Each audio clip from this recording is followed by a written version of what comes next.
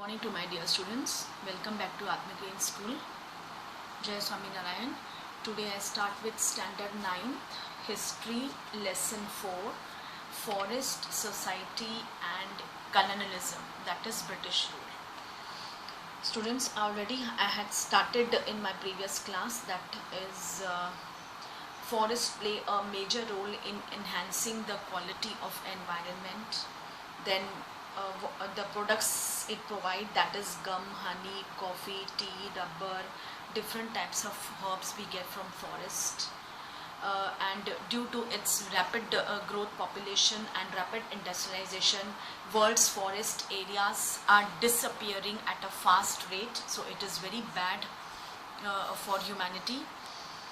Then we go to the next, that is deforestation, कि किस तरीके से under colonial rule it become more systematic and extensive, that is cause of deforestation. That was due to the land for cultivation. Then timber supply for Royal Navy. Then sleepers on the tracks यानी wooden planks laid across railway tracks. Then plantations. ये सब चीज़ें British government हमें ने Indians को force किया था कि ये सब चीज़ों का यूज़, इस चीज़ों में फॉरेस्ट को काटा जाए और उनका यूज़ किया जाए. सो ब्रिटिशर्स के टाइम पे बहुत सारे फॉरेस्ट हमारे डिसअपियर हो चुके थे. Okay, that is causes of deforestation during the colonial rules were land for cultivation, timber supply for Royal Navy, sleepers on the tracks and plantations. Then the rise of commercial forestry. When the forests were being destroyed rapidly, the British government appointed a German expert named Dietrich Brandis as the first Inspector General of Forest in India. Brandis realized that a proper system was needed for the conservation of forest. Rules had to be framed to prevent felling of trees and restriction for grazing so that the forest could be preserved for timber production. Okay, Dietrich Brandis ने he was inspector general of forest, जिन्होंने सोचा कि एक rule frame किया जाए जिससे कि ज़्यादा से ज़्यादा फेलिंग ऑफ ट्रीज़ को प्रिवेंट किया जाए और जो ये ग्रेजिंग के लिए रेयरिंग एनिमल्स लेके जाते हैं वो टोटली रिस्ट्रिक्ट किया जाए ताकि ज़्यादा से ज़्यादा प्रिजर्वेशन किया जाए फॉर टिम्बर प्रोडक्शन, ताकि वो सब बाहर यूरोपियन कंट्रीज़ में ले जाया जाए. Okay, then is Indian Forest Act 1865. Dietrich Brandis set up the Indian Forest Service in 1864 and helped to formulate the Indian Forest Act of 1865. Okay, that is the Governor Inspector General of Forest. He set up Indian forest service 1864 और उस पे उन्होंने एक act formulate किया जिसका नाम दिया Indian forest act of 1865. इस एक्ट में क्या था? Under this forest act, forest officials served the forest and planned how much of the plantation area was to be cut every year and replanted again. इस forest act में जितने भी forest officials थे वो पहले पूरा फॉरेस्ट का सर्वे करते थे, प्लान करते थे कि कितना इसमें से प्लांटेशन एरिया हर एक साल में कट किया जाएगा ताकि उसके बाद वहाँ पे फिर से न्यू प्लांट्स को ग्रो कर सके, फिर कमिंग ईयर के लिए नेक्स्ट पार्ट का प्लांटेशन के लिए यूज़ किया जाएगा ताकि जो पहले वाले काटे थे वो ऑलरेडी थोड़े ग्रो हो चुके हैं. तो ऐसे प्लानिंग से वो कट करते थे प्लांटेशंस को और फिर रीप्लांटेड अगेन. समझ आया ना? समझो आज फॉर एक साल के लिए वो समझो इतने एरिया का प्लांटेशंस काट रहे हैं, उसकी जगह में उन्होंने उसके बाद न्यू प्लांट ग्रो किया. अब आने वाले साल में फिर कुछ एरिया का प्लांटेशन वो काट रहे हैं, लेकिन जो पहले उन्होंने प्लांट किया था वो अब थोड़े से ग्रो हो चुके हैं, फिर जहां का काट रहे वहां पे फिर से प्लांट ग्रो कर रहे हैं। यानी मतलब कि ये सबसे बेस्ट तरीका था कि हम भी अगर एक प्लांट को निकालते हैं, कोई भी ट्री को फॉर आर यूज, तो हमें एटलीस्ट वहाँ पे 1 या 2 ट्री ज़रूर सीड्स उसके सो करके जाने चाहिए, ताकि जब नेक्स्ट टाइम हम आए तो वहाँ पे एक ह्यूज प्लांट ट्री इन हो।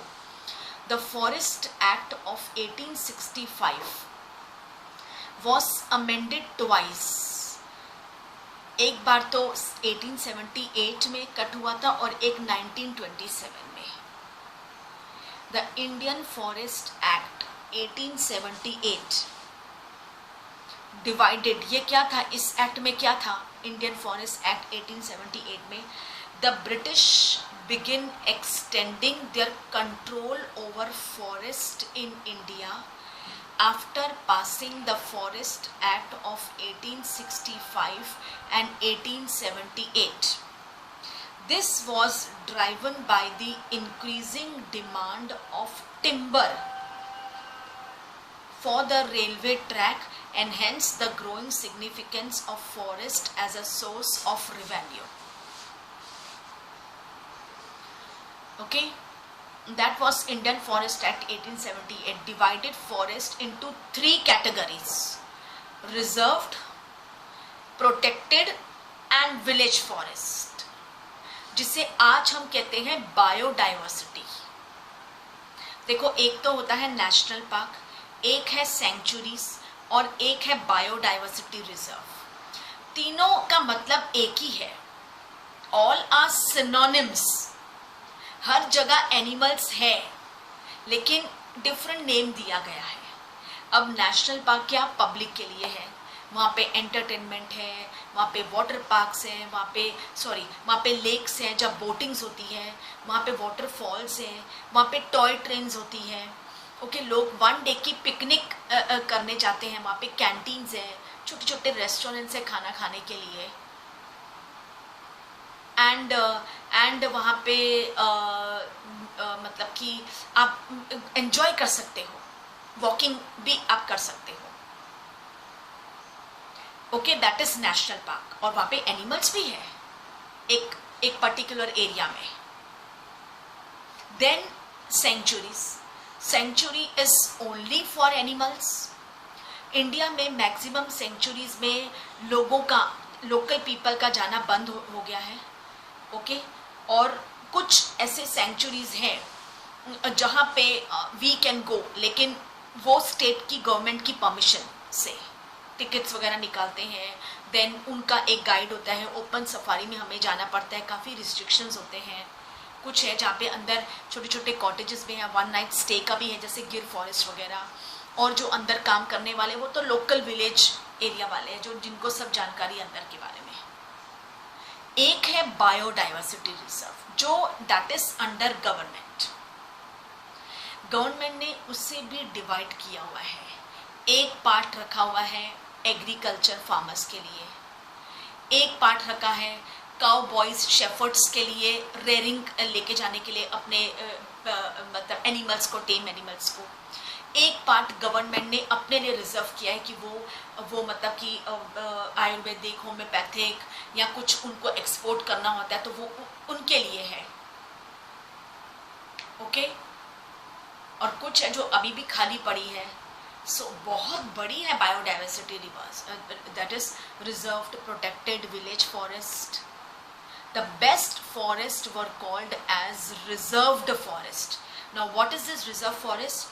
These were the forests which produced commercially valuable timber, यानी काम के लिए जब बाहर एक्सपोर्ट की जाती है या इंडिया में भी भेजी जाती है, मतलब गवर्नमेंट के अंडर, तो हमें वो बाहर की करेंसी का अमाउंट भी आता है, तो फाइनेंशियली इकोनॉमिक हमारी ग्रोथ होती है, वो भी ज़रूरी है। It is okay. no pastoralists were allowed access to this forest. वहाँ पे कोई भी, इस जगह में कोई भी लोकल गांव के लोग भी इस जगह, खाली जो काम करने वाले हैं बस उनके अलावा वहाँ पे और कोई नहीं जा सकता है। हमें तो वैसे भी बिल्कुल बायोडाइवर्सिटी में अलाउड नहीं है जाना। We can only go to national parks and sanctuaries. So animals यहाँ पे भी है, बायोडाइवर्सिटी रिजर्व में भी बहुत सारे एनिमल्स हैं, right. So that was Indian forest act 1865. Then comes the next topic, effect of Forest Act on lives of people. पहले ज़माने में तो लोग जंगल में ही रहते थे। हमारे इंडिया के पहले एप्स, एंशियंट, पुराना एंशियंट जंगल में ही रहते थे। उन्हें पता ही नहीं था इंसान है, वो ऐसे जानवरों के जैसे चलते थे इंसान। फिर तो धीरे धीरे उन्हें पता चलने लग गया कि हम तो इंसान हैं, हमें हमारा तो घर होता है रहने के लिए, हम कुछ फूड को पकाकर खाते हैं, हमेशा कच्चा मार के नहीं खाते हैं। When the fire was invented, that was later known. पर लेकिन ट्राइबल पीपल तो जंगल में ही रहते थे, उन्हें तो लगता था यही बस उनकी ज़िंदगी है, तो उनके लिए तो फॉरेस्ट उनकी लाइफ थी। After the implementation of this forest act 1865, forest people and villagers experienced extreme hardships. The lives of people were affected in following ways. First, most of the traditional activities of forest communities, like cutting wood for homes, collection of fuel wood, पहले time में उनके पास कहाँ gas वगैरह कुछ नहीं, वो तो लकड़ियाँ ला के जलाते थे ना, सिर्फ फूंक मार मार के, और फिर उस पर खाना बनता था। Grazing the cattles, collecting fruits and roots, hunting and fishing, all were made illegal by the act. Illegally हुआ करता था। People were forced to steal woods from forest. Forest guards started to take bribes from local people if they were caught while stealing wood from forest. They also harassed people by demanding free food. मतलब ये क्या क्या effect हुआ ये forest act ले करने के बाद। जो आसपास के गांव के लोग थे, अब वो क्या करते, वो लकड़ियाँ कहाँ से लेते, तो वो चोरी करने लग गए थे। अगर चोरी करते हुए पकड़े जाते थे तो जो फॉरेस्ट डिपार्टमेंट के जो लोग थे वो उनसे रिश्वत लेते थे, उन्हें पैसा देते थे कि हमें पैसा दो नहीं तो हम बता देंगे आपने चोरी की है, या तो फिर किसी दिन कहते थे ठीक है तुम ये लकड़ी लेके जाओ और हमें भी 2 टाइम का खाना हमें भी देना। So okay, then second that, हाँ यही जो people were forced to steal woods from the forest, तो ये थे affects on the lives of people after this Indian Forest Act 1865 को ले किया गया। Then use of forest of people. Villagers wanted forest to satisfy their different needs like fuel, fodder, leaves. Foresters wanted trees which were suitable for building ships or railways. Ships बनने में forest के बहुत सारे products का हाथ है, बड़े बड़े ह्यूज शिप्स बनने में। Thus, particular species like teak and sal were planted and others were cut.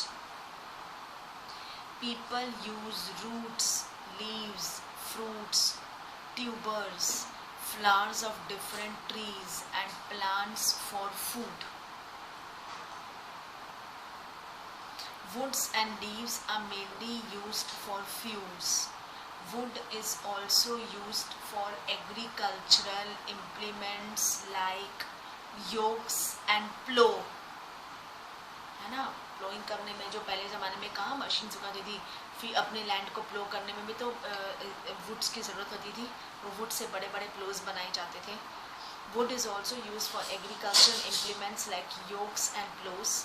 Bamboo is used for making fences, baskets and umbrellas. Dried, scooped out gourd is used as musical instrument and portable water bottle. Leaves can be stitched together to make disposable plates and cups. पहले ज़माने में अपने वो खाए ना पत्ते में, कैसे उसे सुखाकर फिर उसे जॉइन करके उसमें खाते थे. कितना हाइजीनिक है था पता है वो. अब तो शायद ही कहीं मिलते तो होंगे, पर it is so hygienic.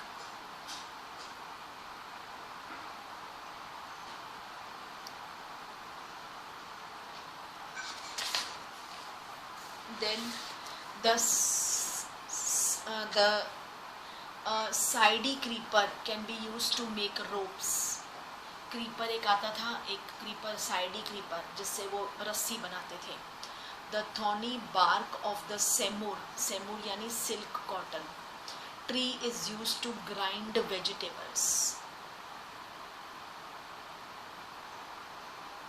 The thorny bark of the सेमूर, थॉर्नी कांटे वाला, उससे वो वेजिटेबल्स काटते थे. उस टाइम पे कहाँ ये सब सीजर्स और नाइफ वगैरह होती थी. तो देखो वुड्स क्या नहीं देता था पहले के ज़माने में. तो लोग ज़िंदा रहते ही थे और उल्टा वो इतना पौष्टिक सब कुछ खाते थे. Oil for cooking and to light lamps, lit the lamps be extracted from the fruit of mahua, that is madhuaka indica tree. Madhuka, mahua. Flowers of mahua can be eaten or used to made alcohol, hard drink. Then drying tendu leaves, सूख कर क्या काम करता है वो? The sale of tendu leaves is a major source of income for a large section of people living in forest. उस समय tendu leaves की बहुत ज़्यादा डिमांड थी और मतलब इनकम का एक ज़रिया भी था. Each bundle contains 50 leaves. If a person works hard he can collect 100 bundles in a day. एक में 50 तो 100 में कितना? 5,000 rupees. 5,000. Mainly women, children and old women are involved in this collection. Okay, then is effect of forest rules on cultivation. The major impact of forest laws was the ban on shifting cultivation or Sweden agriculture. Forest के laws में shifting cultivation और Sweden cultivation band कर दिया था. आपने पढ़ा हुआ है ना शिफ्टिंग कल्टीवेशन, इसे बैंड कर दिया था. द शिफ्टिंग कल्टीवेशन के काफ़ी लोकली नेम्स हैं, जैसे कि लादिंग बोलते थे साउथ ईस्ट एशिया में. मिल्पा बोलते थे सेंट्रल अमेरिका में. चिटमिन और तैवी बोलते थे अफ्रीका में. और चीना बोलते थे इन श्रीलंका में. इन इंडिया भी इसके काफ़ी लोकल नेम्स हैं, लाइक ध्या, पेंडा, बेवार, नेवाद, झूम, Podu, खांदड़ and कुमरी. In shifting cultivation क्या होता था?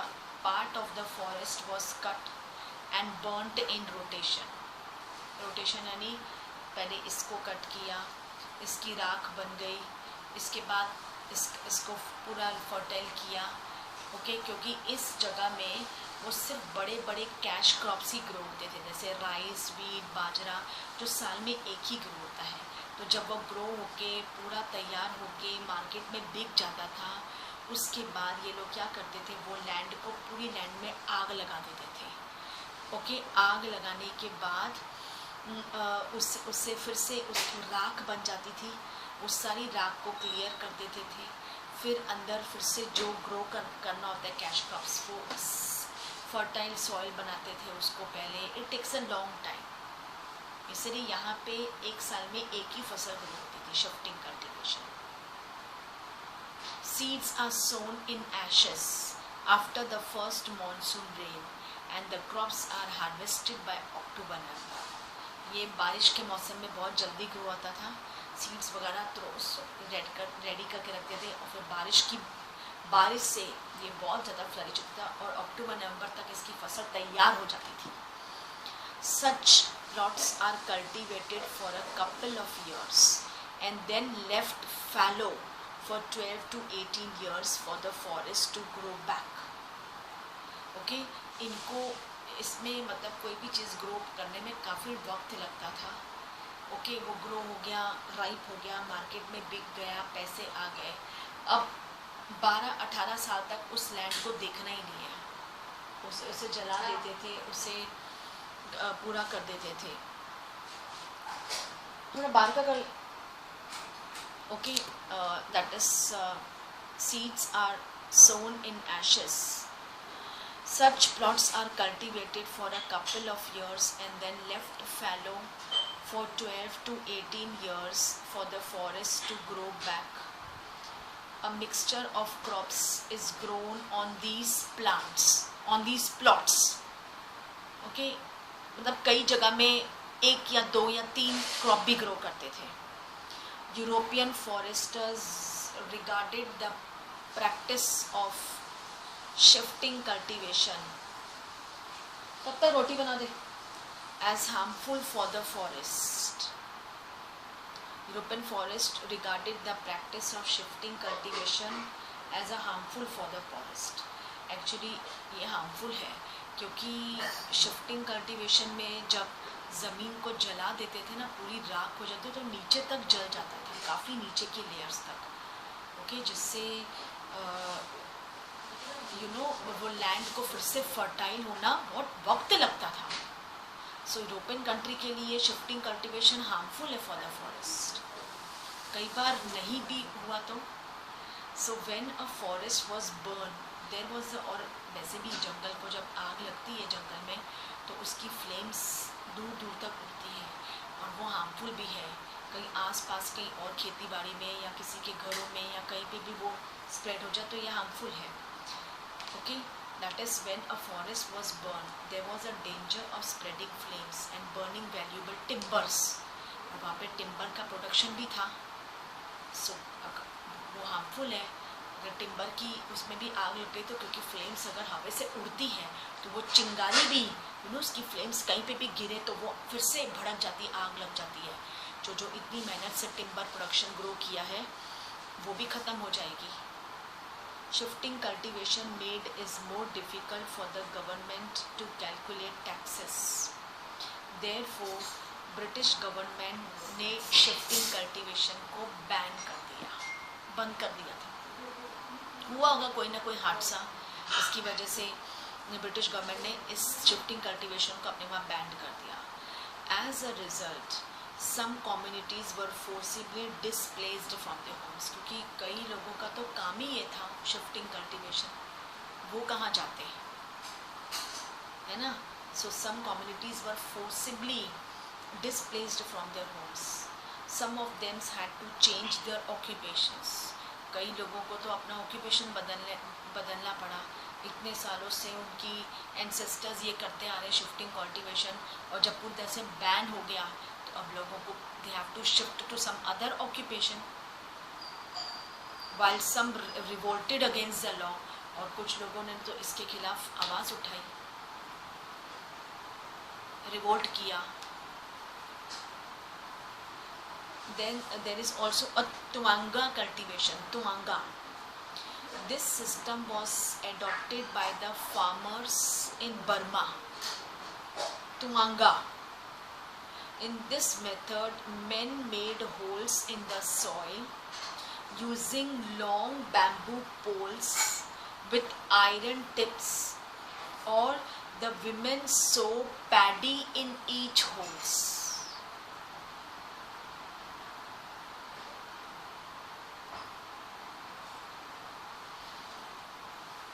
Okay, that is taungya cultivation. क्या करते थे पता है, बर्मा के लोग इन सॉइल्स के ऊपर होल्स करते थे. ओके, दैट इज यही जो शिफ्टिंग कल्टीवेशन में इन्होंने मतलब कि होल किया, फिर वो होल के अंदर बड़े बड़े बैम्बू पूल्स लगा दिए और ऊपर आयरन टिप्स से लगा दिए, और उस होल के अंदर वो पैडी ग्रो करते थे in each holes. That was tonga cultivation.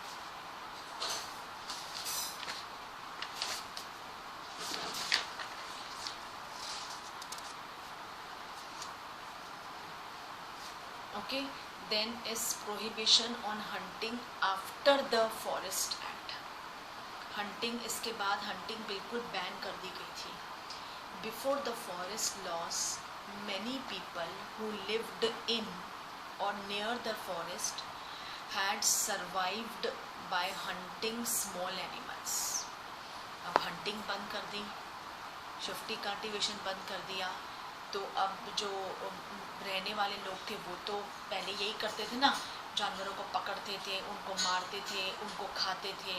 तो अब वो क्या करेंगे, तो अब वो छोटे छोटे जानवर पकड़ने लग गए. होल के अंदर जो घुसे होते थे उनको निकाल कर सांप जो भी आए. This was prohibited by the new forest law. अब ये भी जो न्यू फॉरेस्ट लॉ बना, इसे भी प्रोहिबिट किया गया. The forest law deprived the forest dwellers.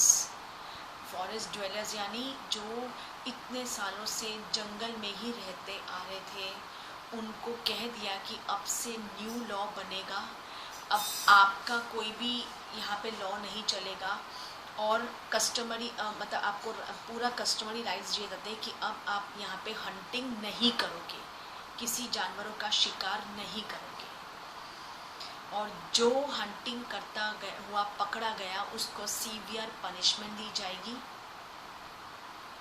And this illegal hunting was termed as poaching by colonisers. Poaching का मतलब है इलीगल हंटिंग और कैप्चरिंग वाइल्ड एनिमल्स. जो ये करते थे, जो फॉरेस्ट ड्वेलर्स थे पहले से, वो तो यही करते थे.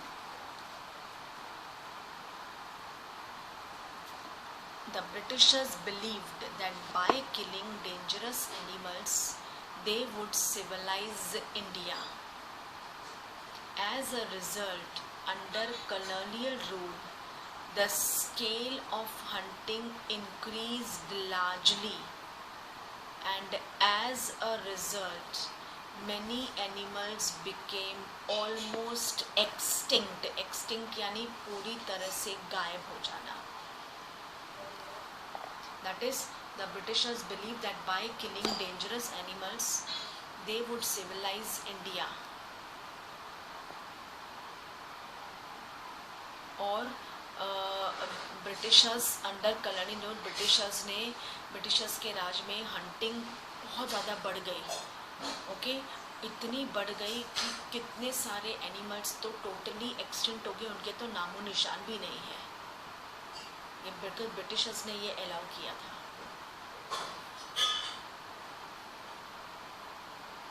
The Britishers gave rewards. जो लोग टाइगर को मारते थे, वुल्व्स को मारते थे, अदर लार्जर एनिमल्स को मारते थे. Okay, so that there would be no threat to cultivators. Okay, ताकि जो कल्टीवेटर्स हैं वहाँ के, क्योंकि ब्रिटिशर्स के टाइम पे इंडिगो कल्टीवेशन और बहुत सारा कल्टीवेटर्स ज़बरदस्ती वो इंडिया से करवाते थे, ये सबको ताकि लोग बिना डर के कल्टीवेट कर सके, क्योंकि वहाँ पे टाइगर वुल्व्स एनिमल्स तो ऐसे आम घूमते थे, और वो तो इंसानों के लिए खतरा था ना, कभी भी किसी इंसान को पकड़ के खा जाए या कुछ करे, राइट. तो ब्रिटिशर्स रिवॉर्ड देते थे कि जो भी कोई टाइगर, जंगली जानवर, वुल्फ को मारेगा उनको हम रिवॉर्ड देंगे, ताकि जो कल्टीवेटर्स हैं वहाँ के वो डरे नहीं. ओके, उनको जो डर है एनिमल्स का वो निकल जाए, क्योंकि एक तरफ इनको मार रहे थे, है ना, ताकि कभी भी आकर गांव वालों के ऊपर अटैक नहीं करे, कल्टीवेटर्स के ऊपर अटैक नहीं करे. कभी भी आ सकते हैं, रात में दिन में भी घूम सकते हैं.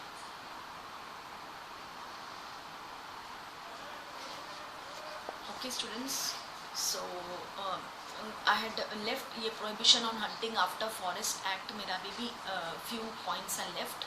I will explain again tomorrow this lesson I will continue. और जहाँ तक मैंने आपको एक्सप्लेन किया taungya cultivation, that is effects of forest rule on cultivation, you will read up till here twice, thrice. And in my next class I will start with again prohibition on hunting after forest sale से मैं start करूँगी, क्योंकि ये थोड़े से points रहते हैं to discuss with you. Okay, so with this I wrap up my class here. Thank you to all. Take care.